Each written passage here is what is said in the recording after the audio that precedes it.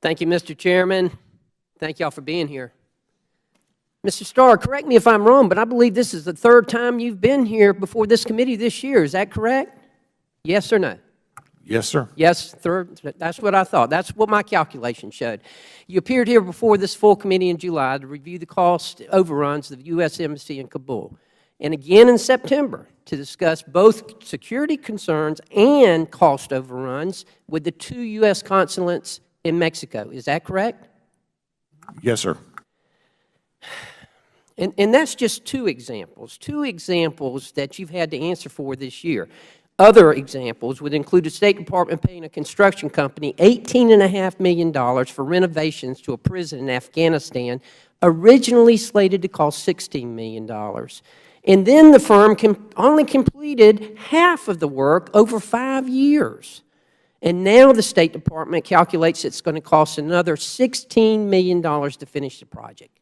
The State Department has spent $5 million on fancy glassware, $5 million on fancy glassware at U.S. embassies. The new embassy in Papua New Guinea had to be entirely scrapped and started over. That resulted in almost quadrupling the cost of the project. Is that correct, Mr. Starr, yes or no? I believe that's correct, sir. So here we find ourselves here today. So today we see that the State Department has decided to act contrary, as we've been told, contrary to federal law and State Department policies by starting construction on the London Embassy before the required blast testing was completed. We've established that point. That's why we're here today. The State Department has blatantly ignored its own policies. It's ignored federal law and numerous recommendations.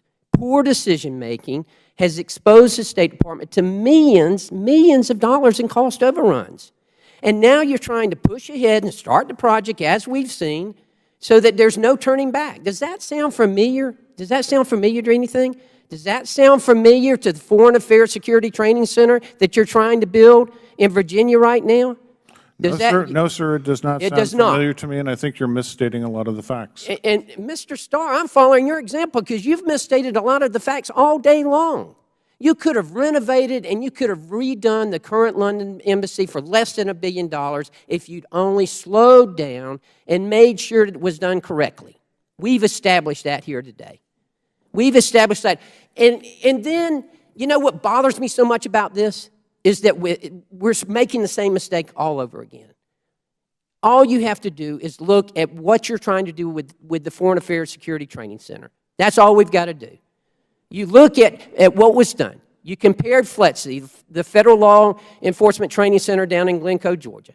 They submitted a bid of $243 million. You went to Fort Pickett. They submitted a bid of $950 million. And you went back to Fort Pickett and said, oh, come on, can't you do better than that? They said, okay, we'll come down to $450 million. We'll just eliminate the dormitories, the cafeterias, all the things that already exist at FLETC. We'll eliminate all those, and we'll get the price down. You know, why don't we do this? I tell you what, let's do, Ms. Muniz and Mr. Starr. Let's just go ahead and schedule, Mr. Chairman, let's go ahead and schedule the next hearing on the cost overruns at FAST-C. You want to go ahead and do that? Just save us a lot of time because we know you're going to be right back here. We've seen it already. Let me tell you, when you get back here on the cost overruns on that, if I'm still on that committee, don't count on my support. Mr. Chairman, I yield back.